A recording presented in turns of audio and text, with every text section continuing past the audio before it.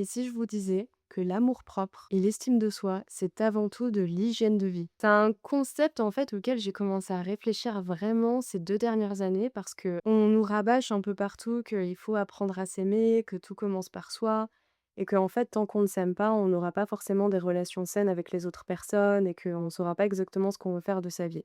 Ce qui en soi, fondamentalement est vrai.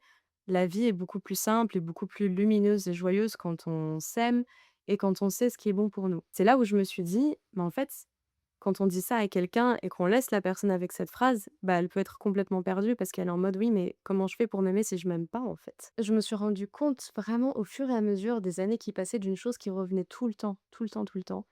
C'est que les moments où je m'aimais le plus, où je m'acceptais le plus et où j'étais la plus en paix avec moi-même, c'était les moments où j'appliquais les choses qui, je savais, étaient bonnes pour moi et ça passe, du coup, par l'action. Au final, ce qui va vraiment changer ta perception de toi, comme moi je l'ai vécu, c'est qu'est-ce que tu vas faire avec les informations que tu as. Globalement, on sait toutes que quand on a une alimentation saine, qu'on ne fume pas, qu'on ne boit pas ou peu d'alcool, qu'on fait du sport, qu'on dort bien, bah, on va avoir une meilleure santé. On se sent automatiquement plus jolie, plus attirante parce qu'on dégage une meilleure énergie. Je pense à ça surtout pourquoi maintenant? Parce que donc j'ai 29 ans, j'ai expérimenté énormément de choses ces 29 dernières années, mais en fait, je me suis pas toujours aimée et il y a eu des moments où je détestais mon corps et j'étais très dure envers moi-même. J'avais des phrases horribles que je me disais chaque matin devant le miroir, c'était vraiment dur. Mais en fait, j'étais dure avec moi-même, mais pas dans le bon sens. Il faut être exigeante un minimum avec qui on est. Parce que ce que tu fais chaque jour, ça construit la personne que tu vas être demain. Du coup, il faut se demander, bah, en fait, j'ai envie d'être quoi comme personne? Moi, je me posais ces questions ces dernières années et ça m'a vraiment aidée à aller dans une direction assez précise. Je savais déjà une chose, par exemple, hein, je savais que quand j'étais ado, voire au début de ma vingtaine, j'étais un clown. J'arrêtais pas de faire des blagues, souvent très sexuelles, parce que je trouvais que ça faisait rire les garçons, donc moi, ça me faisait me sentir différente des autres filles parce que les garçons me trouvaient cool. Je cherchais simplement, à attirer l'attention, toujours d'autres personnes et pas, en fait, à faire des choses qui me faisaient fondamentalement du bien à moi, sans que forcément quelqu'un d'autre le sache. Et en fait, j'ai eu des phases où j'ai dû pour avancer, en fait, j'ai dû être honnête avec moi-même. Là, Sarah, la plupart des choses que tu fais dans ta vie, c'est pas directement pour toi, mais c'est simplement pour que les autres voient que tu fais des choses qui sont cool et du coup, ça va te rendre fière de toi, mais en fait, c'est pas quelque chose c'est pas une base qui est saine, en fait. Et donc en me demandant, bah, qui j'ai envie d'être, à quoi j'ai envie de ressembler, comment j'ai envie de me sentir vraiment dans mon corps, j'ai commencé à faire plein de tests, en fait et je me suis rendu compte, du coup, petit à petit, au fur et à mesure aussi que mon intuition grandissait, il y avait des choses qui me faisaient toujours du bien et il y avait des choses qui me faisaient pas toujours du bien et d'autres qui étaient jamais bien. Typiquement, l'alcool, ça me fait jamais du bien. Fumer, ça me fait jamais du bien. Ce qui me faisait rire quand j'étais adolescente, aujourd'hui, ça me fait plus du tout rire. Je me dis juste: «Bah, je suis juste en train de ne pas respecter mon foie à la gueule de bois». Ça veut juste dire que ton corps, il est en déséquilibre total et qu'il est en panique. Il y a d'autres choses qui sont devenues mes bases.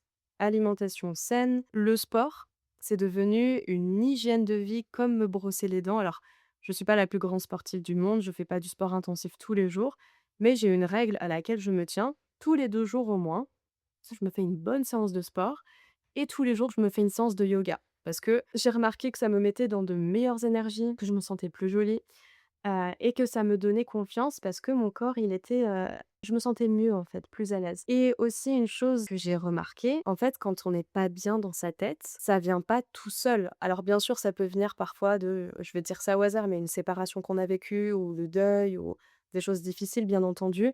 Mais si ça dure trop longtemps, et ben bien souvent, ça vient de notre corps. La façon dont on va traiter notre corps et ce qu'on va y mettre à l'intérieur, donc je parle là de l'alimentation, ça peut totalement changer la manière dont on se sent psychologiquement et ça peut même nous sauver d'une dépression ou d'un burn-out. Beaucoup de gens aujourd'hui sont en état dépressif parce qu'ils sont en inflammation chronique, le lien entre l'intestin et le cerveau. Mais moi, je l'ai remarqué vraiment sur moi quand j'ai commencé à manger vraiment bien sainement et à vraiment, faire des recherches approfondies sur la nutrition, remarquer que selon ce que je mettais dans mon corps, j'avais pas du tout le même état d'esprit. Je dormais pas de la même façon, j'avais pas la même qualité de peau et surtout, ben, j'avais pas le même état de nervosité ou de calme. À l'époque où je mangeais encore un peu de sucre raffiné et ben, je remarquais que vu que j'étais déjà dans une transition où je mangeais de plus en plus sainement, j'étais beaucoup plus sensible du coup à ce type d'alimentation malsaine et du coup, j'étais beaucoup plus nerveuse, j'avais des boutons, je ballonnais, j'avais de la constipation et tout ça, ça contribuait au fait que, bah, parfois je me sentais pas du tout belle. Alors ça, j'ai pas mis 29 ans à m'en rendre compte. Je m'en suis rendu compte déjà vers mes 18 ans. J'ai commencé à prendre conscience que ce que je mettais dans mon corps, ça allait m'impacter.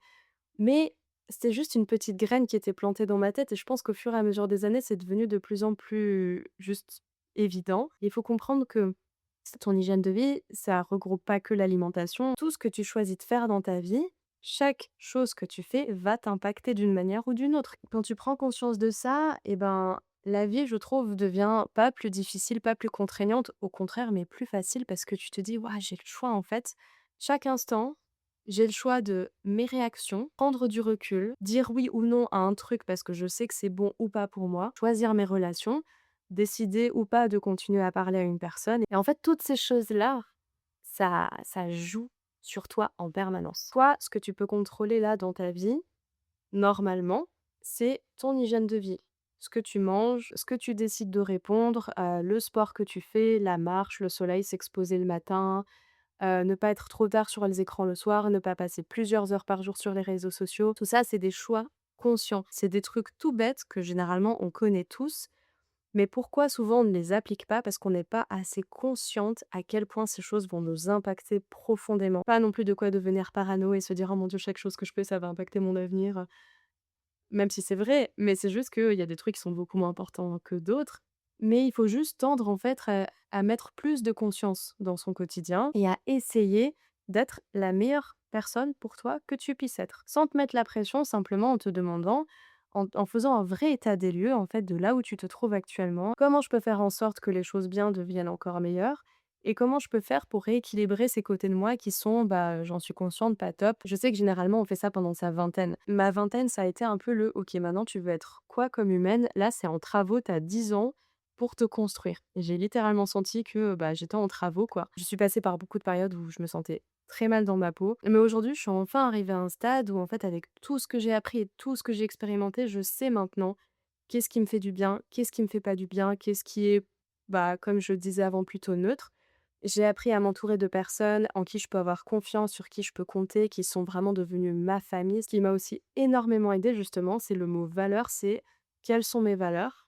Et en fait, est-ce que si je fais ci ou ça et que je parle à telle personne, est-ce que je les respecte ces valeurs? La personne que tu es aujourd'hui, c'est juste, ben, la construction de ces dernières années. En fait, chaque choix que tu fais va impacter la personne que tu vas devenir. Et si aujourd'hui tu n'aimes pas là où tu en es, que tu n'aimes pas la personne que tu es ou que tu t'aimes pas physiquement ou ça peut être tellement de trucs, pars de ce principe, ton hygiène de vie va t'aider à devenir la personne que tu es plus contente d'être. Je vais pas dire que tu es absolument, en extase d'être ou que c'est parfait. Il y aura toujours du taf à faire certainement, mais au moins tu seras beaucoup plus, fière de toi parce que tu auras mis en place des actions qui t'ont prouvé que tu peux compter sur toi et déjà ça, c'est une base qui est tellement importante. Bref, je sais que je pourrais vous parler de ce sujet pendant encore super longtemps. En tout cas, si ça vous a plu et ben, abonnez-vous à cette chaîne et bah, voilà, je vous dis à bientôt. Je vous souhaite une très belle journée, une bonne soirée et on se retrouve vite.